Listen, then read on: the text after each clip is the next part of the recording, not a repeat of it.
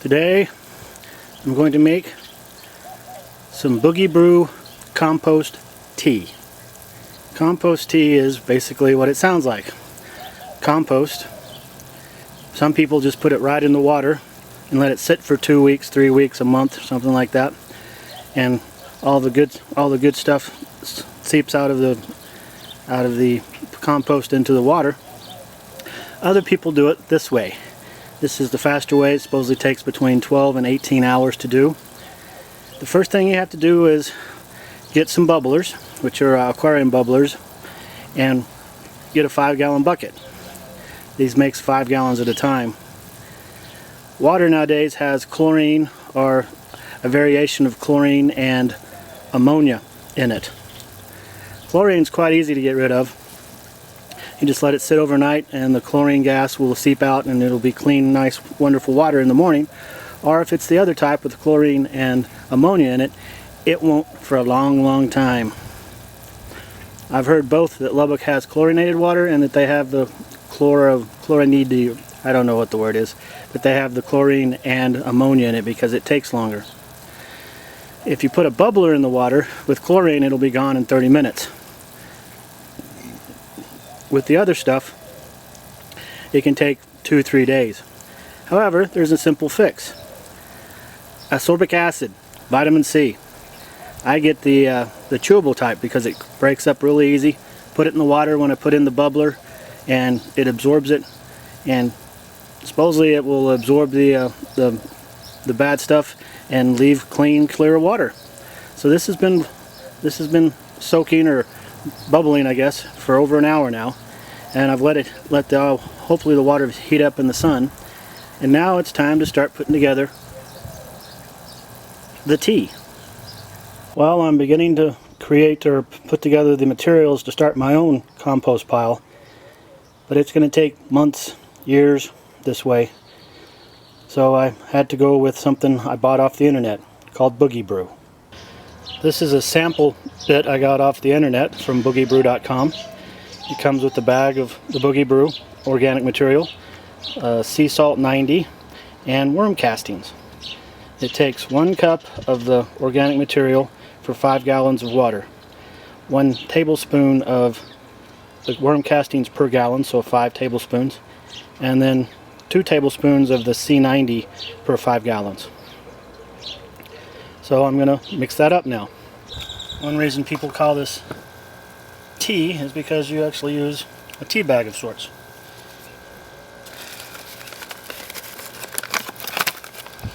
You put 1 cup of the Boogie Brew into the bag.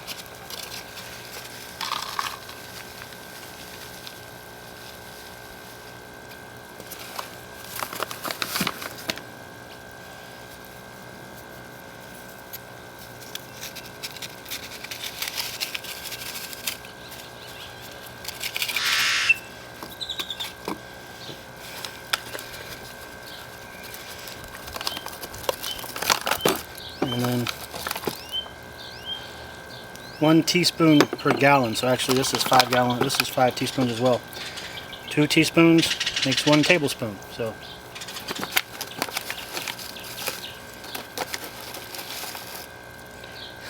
it's been sitting out in the sun a while and it's hot. There's 2. There's 5. I rounded that off more. It's not an exact science. 1 tablespoon or 1 teaspoon per gallon, and we're doing 5 gallons, so that's 2.5 of those. This is the worm casings, although the stuff I bought is better, but might as well use this.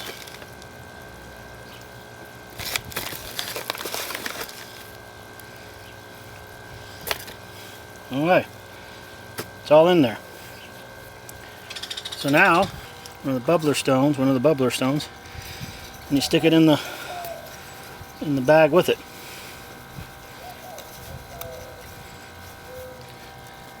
Cinch up the bag around the top, and then you put it in the water. And you just take these, you put it in the water,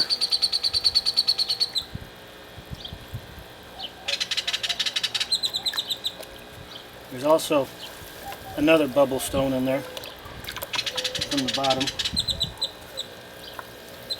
So that way you get air from inside the bag and from the outside. And you just let it percolate for 12 to 18 hours. You want it to be above 50 degrees. And sunlight helps heat the thing. As my spoon showed me, it was only sitting out here for 15 or 20 minutes and it got almost too hot to handle. So this will sit here for for at least 12 hours, maybe even longer, overnight if it doesn't look good. Then afterwards, you don't use this stuff straight. It's too strong for that. You have to dilute it. If you want to pour it on your plants, you dilute it 10 to 1. 1 cup of this to 10 cups of just straight water. If you're going to spray it on stuff, if you put it in a sprayer, because you can spray it on anything, actually you dilute it 5 to 1, because I guess the mist it uses less. It actually is a good deterrent to bugs and stuff too. If you spray it all over the plants, it'll deter bugs and stuff, so maybe I won't get the holes that I'm getting in my arugula. And one thing you can do straightforward is if you're planting, which I'm fixing to replant my garden, I can use it. You just, when you take them out of their containers that they came in, you just dunk them real, the roots and the root ball into the straight compost tea, and it doesn't. They don't get the shock that they do from being moved. So there's a lot of good uses for it. It'll last 4 or 5 days. So you know what they say usually is water with it one day, and then use regular water the next, and then water with it again.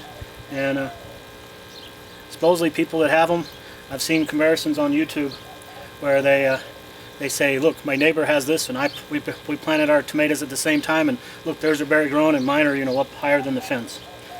Well, I guess I've watched too many Mythbusters to know that that's not really a fair comparison. They're probably just planting in the ground, where most of these people are using raised beds with the right kind of soil and yada yada yada.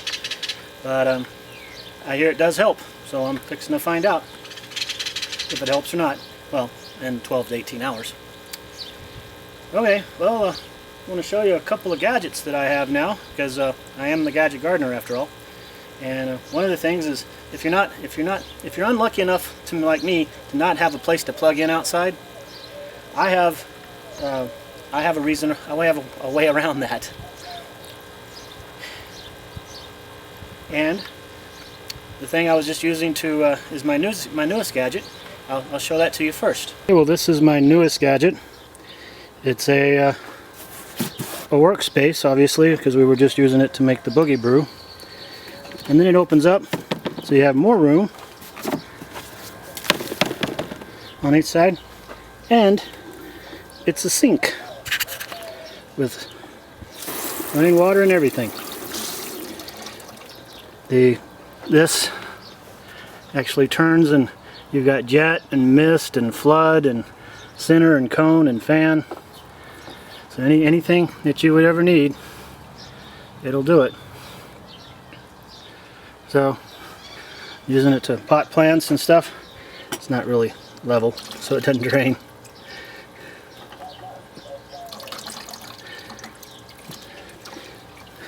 Drains actually into that can, that 5-gallon bucket right there, so I can use that water to water with. So this is the newest thing I have for potting plants and watering and doing such. So I think it'll come in real handy, especially if I get the greenhouse the little hobby greenhouse I've been wanting.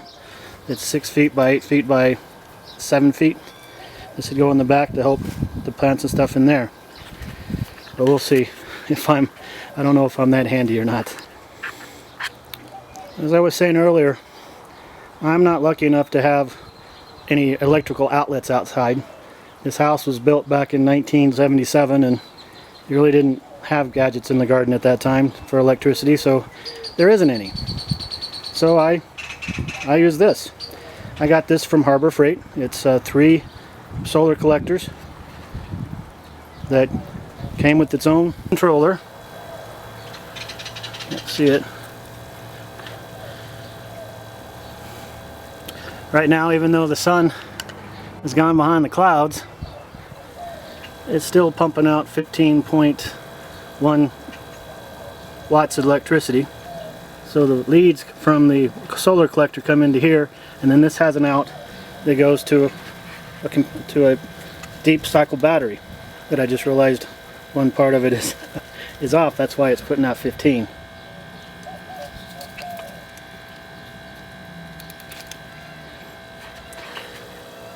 Now, with it actually charging the battery, trickle charging the battery, it's dropped down from 15.1 to 12.6.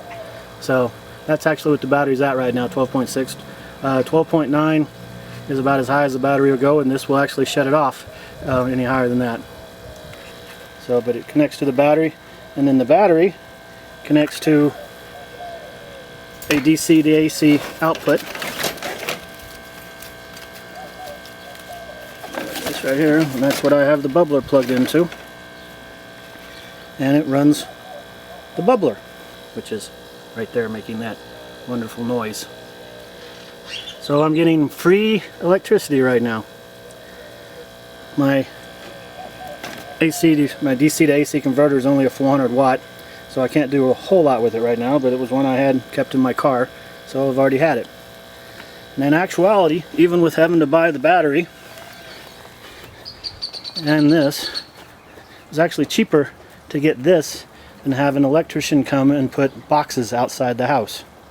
Not a lot cheaper, but it's a gadget. I like gadgets, so I use it. Eventually I hope to buy a second set of these and put them up on the roof. The roof happens to face south, and that'd be perfect. That way I can actually have lights in the greenhouse once I get it. It comes with 2 sets of these little lights, one there and one there. I was using last night when I was out here watering and cleaning up on that. So that's 2 of my newest gadgets. The tea's already beginning to turn tea color, and we'll see what happens. Well, I just got through putting down the new topsoil layer of soil in the bed because the cats had gotten in here and started using it as a bathroom. And I forgot to tell you all about another thing I've read that's very, very important. Known as rock dust. This is called Azomite. It's basically just rocks that they've taken and pulverized into a fine, fine mist. You know how we need our vitamins and minerals? Well, apparently so do plants, and especially plants like blueberries or tomatoes that put on fruits. They need lots and lots of minerals. So this is a very, very, very fine, fine mist.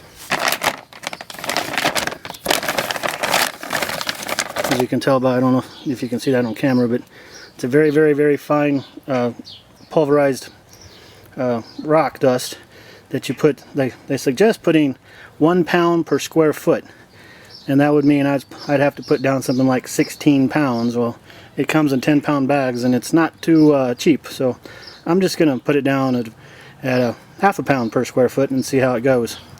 But supposedly if you want bigger, juicier, better tasting fruits and vegetables, you got to put down rock dust or azomite. Go ask at your local nursery and stuff, and they'll probably look at you and go, "What?" I asked at mine, and they took me to a lava rock to put down on something. So you're going to probably have to order it off the internet. But if you use Amazon and you're on their Amazon Prime, you get free 2-day shipping. It's not too bad. Quick update.